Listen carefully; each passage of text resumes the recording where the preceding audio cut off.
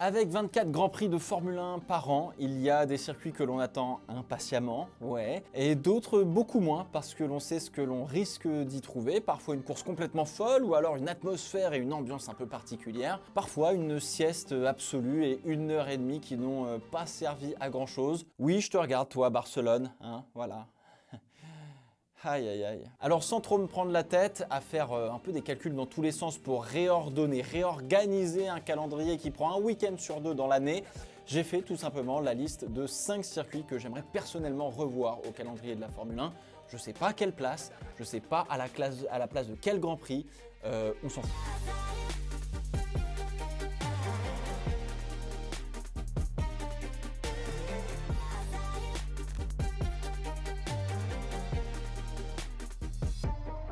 On commence par le circuit international de Sepang en Malaisie. C'est un vrai bijou du sport automobile asiatique, inauguré en 99 et dessiné par l'architecte Hermann Tilke, l'homme derrière la quasi-intégralité des circuits modernes de la Formule 1 de ces 25 dernières années. Le circuit a été construit pour placer la Malaisie sur la map monde du sport mécanique, parce qu'on l'utilise aussi pour le MotoGP. Et au même moment, vous avez peut-être aussi connu la Malaisie à travers les tours Petronas, oui, le sponsor là, de Mercedes, dans le film Haute Voltige avec Sean Connery et Catherine Zeta-Jones, sorti en 99, Petronas qui était déjà en Formule 1 avec Sauber et qui est toujours là, mais avec du coup Mercedes. Alors ce qu'il y a de bien avec la Malaisie, c'est que dans les premières années, le Grand Prix, on l'a placé en fin de championnat, au moment de la mousson d'été. Du coup, il fait très humide et on a de grandes chances que ça pète, genre que ça pète bien quoi. 2001, ça a pas loupé parce que quand ça tombe vite et ça tombe fort, vraiment. Bon, du coup, on a tenté de placer la Malaisie un petit peu en début de championnat pendant quasiment l'intégralité de son existence, à la fin de la mousson d'hiver du coup, mais pas mieux, il y avait aussi de grandes chances que ça tombe, comme en 2009 où Raikkonen avait mis les pneus wet 2-3 tours trop tôt malheureusement, et où le volant de Jenson Button avait pris tellement la flotte que en fait il pouvait pas repartir si jamais on relançait la course qu'on avait mis justement sous le drapeau rouge à cause de la pluie quoi. On n'oublie pas le Multi 21 de 2013 entre Vettel et Weber, et oui je m'adresse à toi Lando Norris, hein, voilà, s'agirait de se sortir un petit peu les doigts à un moment donné, parce que là il y a un petit jeune qui est managé justement par le gars qui a subi tout ce genre de conneries et qui est en train de prendre le dessus, donc allez, chop chop, on y va. Alors on n'oublie pas non plus le podium et la presque victoire de Sergio Pérez en 2012 contre Alonso au volant d'une Sauber. Oui, c'était assez fou avec cette météo une nouvelle fois capricieuse, et puis bon, le circuit en lui-même, franchement. J'aime bien.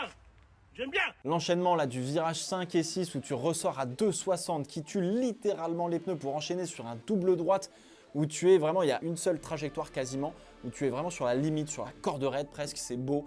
Et le gros frein en appui là du 13-14 juste après avoir passé le 12 complètement à fond, sans avoir pris la bouche d'égout qui a envoyé Romain Grosjean dans le mur à haute vitesse. Pareil, je trouve ça magnifique. Bref, c'est un beau circuit, il est varié et propose de vrais challenges physiques pour les pilotes, et il fait chaud et humide, ce qui ajoute forcément une difficulté. Et si on le place pendant les moussons, la pluie viendra nous animer les courses, voilà, de manière complètement folle. Petronas, sortez le chèque, allez, c'est parti.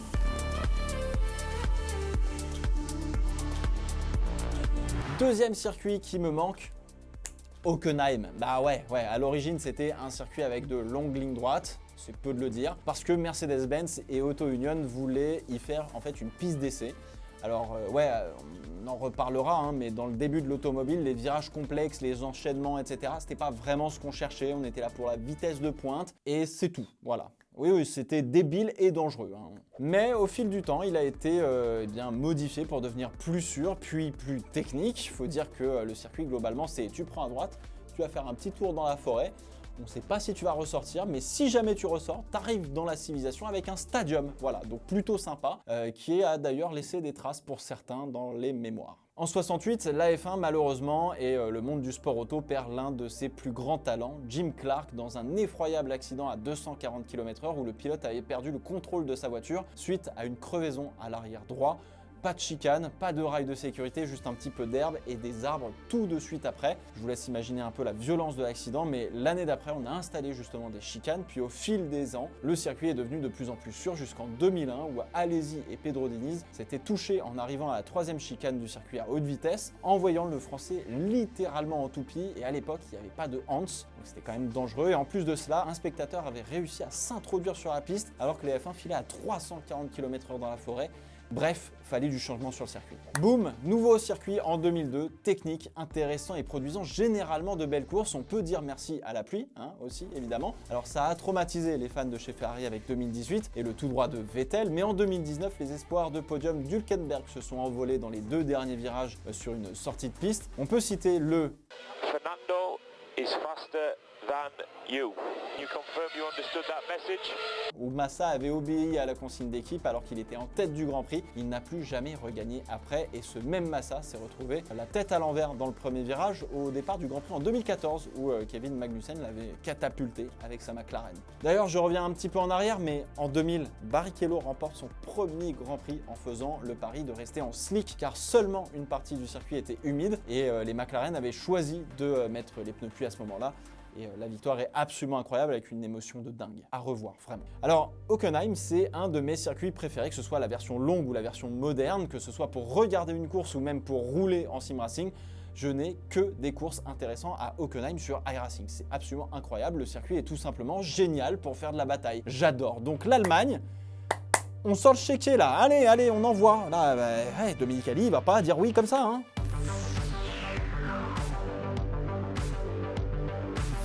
Troisième Grand Prix que j'aimerais revoir en Formule 1, le circuit d'Istanbul Park en Turquie, assez récent entre guillemets, bon ouais, ça fait 20 ans, hein. Construit en 2005, ça fait 20 ans, conçu évidemment par Hermann Tilke, je vous apprends rien pour offrir un tracé qui est moderne avec des virages variés et surtout spectaculaires. Parmi ces virages emblématiques, vous avez surtout le virage 8 qui est l'un de mes préférés avec son enchaînement de virages à gauche là, souvent comparé à une spirale qui met le physique du pilote à l'épreuve vraiment, avec notamment 5 G reçus dans cet enchaînement latéraux, hein, pour le coup, c'est pas juste longi, c'est latéral là, et c'est un peu violent parce que t'arrives à plus de 260 à peu près pour finir quasiment sur les 300 en sortie, donc ouais, faut être accroché quand tu y arrives. Alors forcément, on garde encore en tête le Grand Prix de 2020 qui reste mémorable pour son retour après 9 ans d'absence et qui nous avait offert une course absolument rocambolesque avec son surfaçage là qui était dégueulasse et qui faisait glisser les voitures dans tous les sens. On avait même fait rouler des voitures de route pendant la nuit pour tenter de gommer la piste pour essayer de donner un petit peu d'adhérence à tout le monde. Mais rien n'y faisait, ça marchait pas beaucoup mieux le lendemain. Du coup, Bottas nous faisait du patinage artistique comme Massa faisait ça très bien à Silverstone en 2008. Mais surtout, on a un Lance Stroll qui a pris la pole position le samedi. C'est une vraie prouesse pour le coup.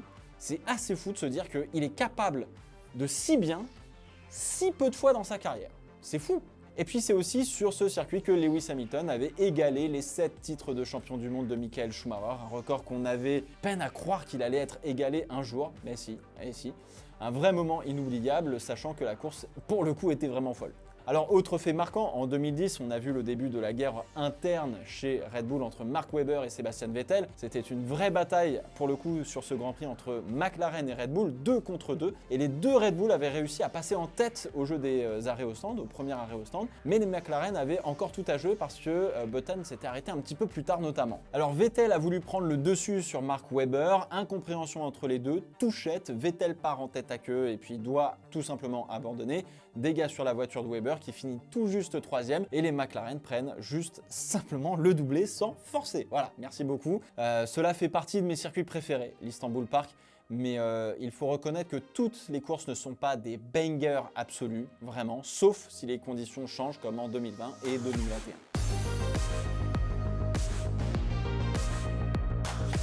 Quatrième et avant-dernier circuit de ma liste, j'ai un peu l'impression d'être à Noël, c'est quand même plaisant, le circuit de Kyalami en Afrique du Sud. On en parle depuis 10 ans, mais non, la F1 pourrait aller au Rwanda. Alors Dominicali a dit que c'était sérieux, c'est vrai qu'elle est dans un pays où il y a une guerre civile, un taux de pauvreté de 47% et un indicateur de développement humain qui gravite aux alentours de la 160e place mondiale sur 180 et quelques. C'est une très bonne idée, une très bonne priorité surtout pour le pays en question. Les Rwandais vont être absolument ravis d'avoir économisé sur 4 générations pour se payer une place en enceinte générale en Formule 1 parce que je sais pas trop s'il y aura des touristes. Si jamais vous faites du tourisme au Rwanda, dites-le en commentaire, j'ai hâte de... Je connais pas du tout, mais c'est pas forcément là-bas qu'on pense à aller quoi. Mais bon, dans tous les cas, on verra bien puisque tout le sport auto mondial va se rendre justement au Rwanda pour le gala de la FIA à la fin de cette année dans un pays donc qui n'a jamais accueilli une épreuve du championnat du monde, si je ne m'abuse. Bon, pourquoi pas, hein ? Revenons à Kyalami qui fait un petit peu plus sens puisque c'est un circuit construit en 1961 en Afrique du Sud. Il a été conçu pour mettre en valeur le talent des pilotes sur un tracé qui est sinueux et surtout qui est rapide. Et aujourd'hui, il a le fameux Sésame, ce fameux grade 1 de la FIA, le plus haut grade possible pour accueillir justement un Grand Prix de Formule 1. Autrement, le circuit de Kyalami comporte 2 voire 3 virages à pleine vitesse qui seraient absolument incroyables pour les Formule 1 et quelques gros freinages et je suis certain qu'on aurait beaucoup de spectacles et ça ferait sens de le voir au calendrier de la Formule 1, non seulement pour donner un Grand Prix à l'Afrique, mais en plus parce qu'il a déjà une histoire ce Grand Prix, et une sacrée histoire pour le coup, parce que bon, elle est plus politique que sportive cette histoire. En 1985, à la demande du gouvernement français, les écuries Ligier et Renault présents en Formule 1 boycottent le Grand Prix pour marquer l'opposition contre le régime de l'apartheid en Afrique du Sud. L'année d'après, le pays se voit sanctionné de manière absolument internationale, tout simplement, et la Formule 1 n'y mettra plus les pieds jusqu'en 1992, soit 1 an après la fin de l'apartheid.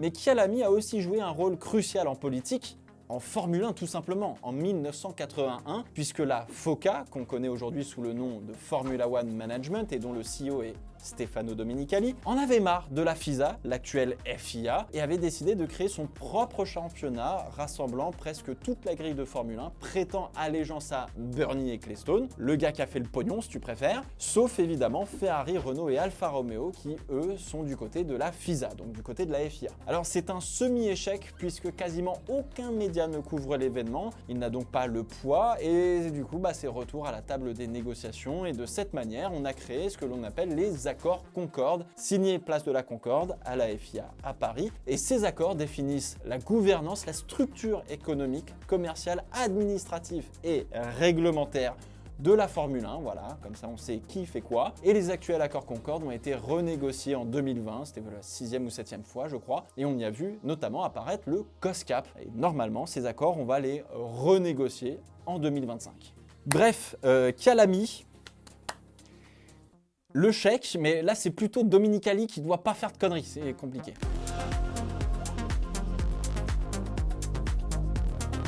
Cinquième et dernier circuit dont je voudrais vous parler et qui pourrait pas forcément être du goût de tout le monde, mais pour le coup je veux vos avis dans les commentaires. Personnellement, l'Outer Circuit de Bahreïn qu'on avait vu en 2020 me manque énormément, il est vraiment incroyable ce circuit. L'Outer Circuit de Bahreïn, utilisé seulement donc en 2020, est une version possible du circuit de Bahreïn. On en a globalement utilisé 3 en Formule 1 à Bahreïn. Le tracé actuel, la version Grand Prix, voilà. Bon, très bien, ok.